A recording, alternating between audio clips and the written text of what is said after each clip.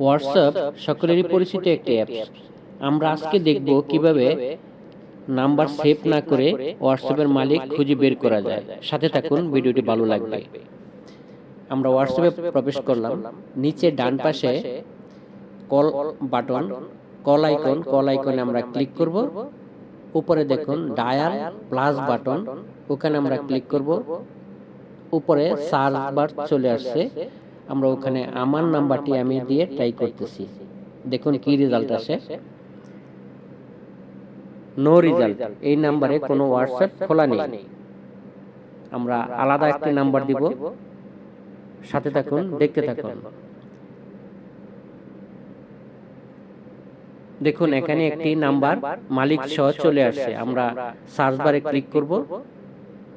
উপরে দেখুন video call অথবা অডিও কল, আমি অডিও কলে ক্লিক করলাম। দেখুন কল ঢুকে গেছে। ভিডিওটি যদি ভালো লাগে একটি লাইক কমেন্ট করতে ভুলবেন না, শেয়ার করে পাশে থাকুন। ধন্যবাদ সবাই।